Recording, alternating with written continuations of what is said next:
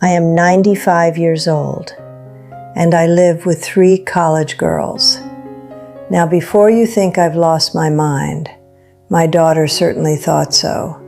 Let me tell you something.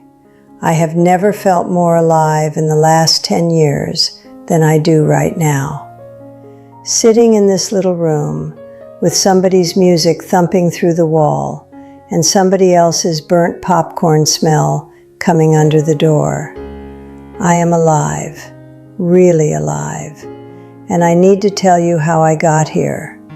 Because if you are watching this, or if someone you love is getting to the age where living alone doesn't feel safe anymore, then what I'm about to say might be the most important thing you hear all year. Don't disappear. That's all I ask. Don't let anyone, not a well-meaning doctor, not a worried child, not a kind brochure with pictures of smiling nurses. Don't let anyone put you somewhere to disappear. My name is Sylvia. I am 95 years old. I was married to my husband George for 58 years. He passed 6 years ago now. Prostate cancer. Fast at the end, thank God, but still, 58 years, and then one morning you wake up and the other side of the bed is just flat, cold, like it always was that way. I stayed in our house, the same house we'd lived in for 40 years. Our children had grown up in that house. George had built the back porch with his own 2 hands, and I could not imagine leaving it. But the quiet. I was not prepared for the quiet. You don't know how much sound another person makes until they're gone. The way George would clear his throat in the morning. The particular sound of his chair scraping against the kitchen floor when he stood up. The television on too loud because he wouldn't admit his hearing was going. All of it gone. And the house just sat there, full of furniture and photographs and silence. I told myself I was fine. For 3 years, I told myself I was fine. Then I fell. It was a Tuesday. I was going down to the basement to get a jar of peach preserves. I'd made them that summer, and I was proud of those preserves. And I missed the second step. Just like that. One moment I was upright, and the next I was on the cold concrete floor, looking up at the bare light bulb hanging from the ceiling. I lay there for 40 minutes. Not because I was unconscious. I was perfectly conscious. I lay there because I couldn't get up, and there was no one to call, and my phone was upstairs on the kitchen counter where it always was, and never did me a bit of good. 40 minutes on a cold concrete floor, alone. And what I remember most is not the pain in my hip. What I remember is the thought that came to me, quiet and clear as anything. If something worse had happened, no one would have known. My daughter Karen called that evening like she usually did. She would have found out by morning at the latest. But those hours in between, those hours when I lay on the cold floor of my own basement with a jar of peach preserve shattered beside me, those hours no one would have known I needed help. That was the moment everything changed. Karen did not waste any time. She drove up that weekend, sat across from me at the kitchen table with her hands folded, and said what she'd been building up to for a year. "Mama, it's time to look at some places." She meant nursing homes. She didn't say it like that. She said care communities and assisted living situations. But we both knew what she meant. And because I loved her and because I had scared myself on those basement stairs, I agreed to visit. She took me to 3 places. They were clean, Lord, they were clean. Flowers at the front desk, cheerful colors on the walls, staff who smiled warmly and called me Hun. I could find no real fault with any of them on paper. But I walked through those halls and I watched the people sitting in the common rooms. Some were watching television, some were just sitting, looking at the middle distance, waiting, though I'm not sure any of them could have told you what they were waiting for. One woman caught my eye. She must have been about my age, maybe a little younger. Sharp eyes, good posture. She looked at me the way you look at someone when you have something urgent to say, but aren't sure if you should. I slowed down as I passed her chair. She leaned toward me, just slightly, and said, quiet enough that the tour guide didn't hear, she said, "Don't stay." 2 words. Then she looked back at the television. I did not stay. But here was my problem. I could not safely live alone anymore. The basement stairs had made that plain. Karen wasn't wrong about that part. I needed people around me. I needed someone close enough to hear me if I fell, to notice if something was wrong. I just couldn't bear the thought of going somewhere to wait. I spent 2 weeks sitting with that problem. I prayed over it. I talked to George's photograph about it, which I know sounds foolish, but has always helped me think. And then one afternoon I went to the library. I've gone to the library every Thursday for 40 years, another habit George and I shared. And there on the community board, between a flyer for piano lessons and one for a lost tabby cat, was a small handwritten card. Roommate wanted. 3-bedroom house near campus. $600 a month. All welcome. I stood there and looked at that card for a long time. Then I took it down and put it in my purse. Before I tell you what happened next, if this story is speaking to you, please hit that subscribe button and leave me a comment below. Tell me, have you or someone you love faced this same crossroads? I read every single one. I called the number on the card that evening. A young woman answered, Jess. She sounded bright, a little rushed. She said they were 3 girls sharing a house, graduate students and 1 undergrad, and they'd had a 4th roommate move out suddenly and needed someone to cover the rent. I told her my name was Sylvia and I was interested in the room. She said, great. How old are you, if you don't mind me asking? I said 95. There was a pause, a long one. Then she said, I'm sorry, did you say 19? No, honey, 95, 9 and 5. Another pause, then, okay, do you want to come see the room? I said yes, I certainly did. Karen thought I had lost my mind. That is not an exaggeration. She sat across from me at that same kitchen table and looked at me the way you look at someone when you're trying to determine if they need medical attention. Mama, you cannot move in with college students. Why not? Because you're 95. I'm aware of that, Karen. They'll have parties. They'll stay up all night. They'll be there, I said. That's the part that matters. They'll be there. She didn't have a good answer for that, because she knew I was right.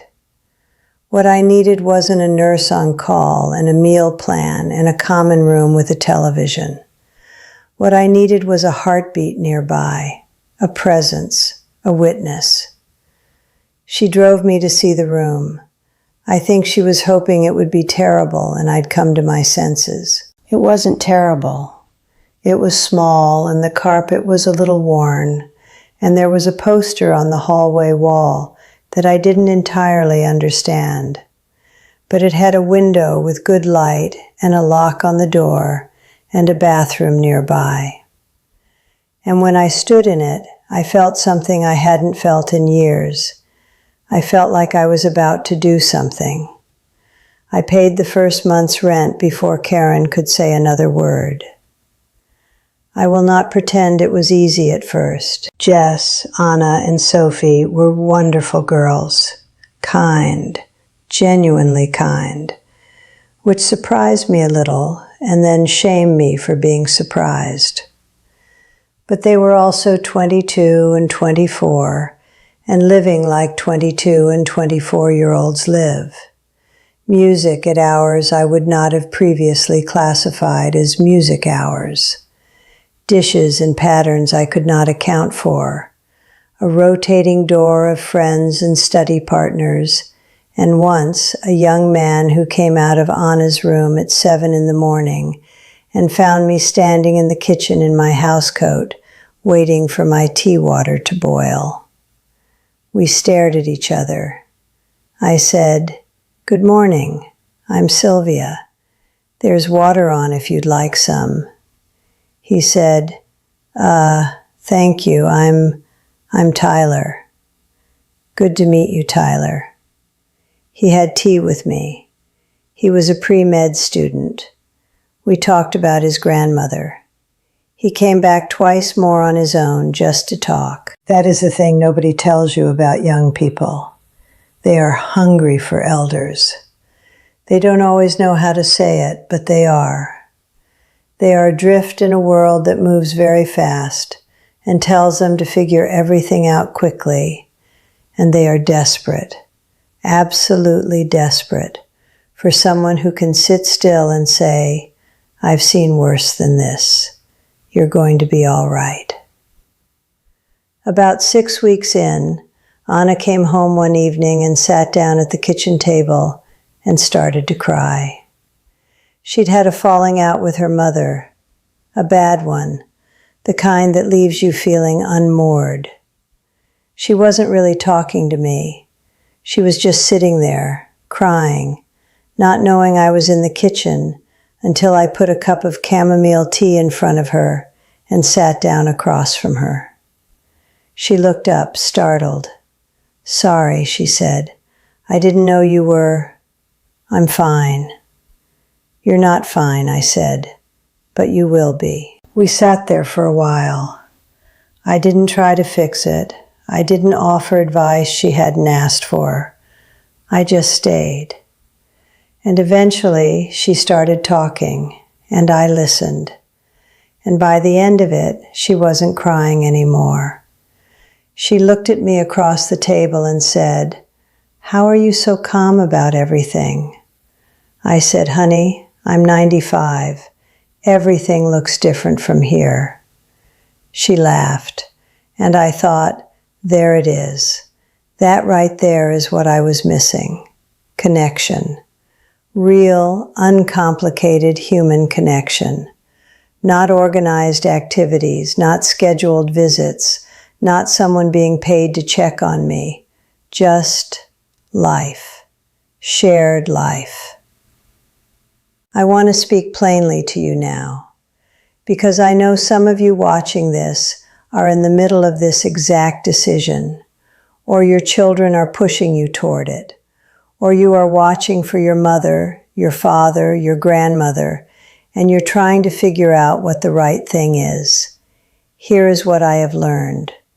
People do not only need care, people need to be seen. There is a difference between being cared for and being seen.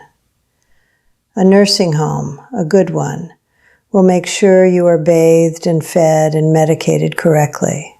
That matters. I am not telling you those things don't matter. But a human being needs more than maintenance. A human being needs to matter to someone, to be noticed, to be spoken to not as a patient, but as a person. When I live with Jess and Anna and Sophie, I am not a patient. I am Sylvia. I am their roommate who makes banana bread on Sunday mornings, and who they stop and tell things to, and who sometimes tells them things back. I am woven into their days. When I fell last spring, slipped getting out of the shower, nothing serious, more scared than hurt. Sophie heard the thud through the wall and was at my door in 30 seconds. 30 seconds. Not because it was her job, because she lives here and she heard me and she came. That is the difference. Now I want to be honest with you about something, because I have lived long enough to know that honesty is more respectful than comfort. This will not work for everyone. If you need medical care around the clock, if you need help with medications or mobility in ways that require professional training, then you need something more than a roommate situation can give you. I am not telling you to refuse care you truly need. That would be foolish and dangerous, and I am neither.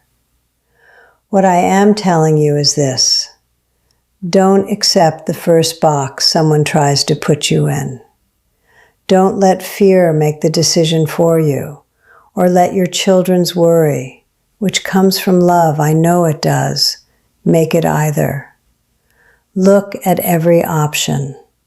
Think hard about what you actually need versus what other people assume you need. Maybe it is a smaller apartment in a building with neighbors close by. Maybe it is a home share program. There are programs now that match older adults with younger people for exactly this purpose. Maybe it is moving closer to family without moving in entirely. Maybe it is exactly what I did. The point is, there are more choices than the two most people think exist.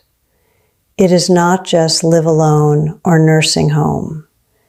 There is a whole world of in-between if you're willing to look for it. I am 95 years old. I do not know how much time I have left. Nobody does. Not at 95, not at 45. That is the thing about time. It doesn't ask your permission. But I know this: I am not spending whatever time I have left sitting in a quiet room watching the clock. I am spending it here, in this small room with a good window and the worn carpet, with music coming through the wall at hours it probably shouldn't, with the smell of someone else's cooking and the sound of laughter, and the knowledge that if something happens to me, someone will hear. I am spending it being Sylvia, not a patient, not a case, not a burden. Sylvia. And some mornings I wake up and I hear the girls moving around the kitchen and I think, George, you would have loved this. You would have sat at that table and talked that Tyler boy's ear off about baseball and embarrassed me completely, and I would have loved every minute of it. Life did not end when I got old. It just got different. And different, I have found, is not the same as over. If Sylvia's story moved you today, leave a comment below. I would love to hear your thoughts. And if you know someone who is facing this crossroads, please share this with them. It might open a door they didn't know was there. Subscribe if you haven't already, and I will see you in the next one. Take care of yourself, and don't you dare disappear.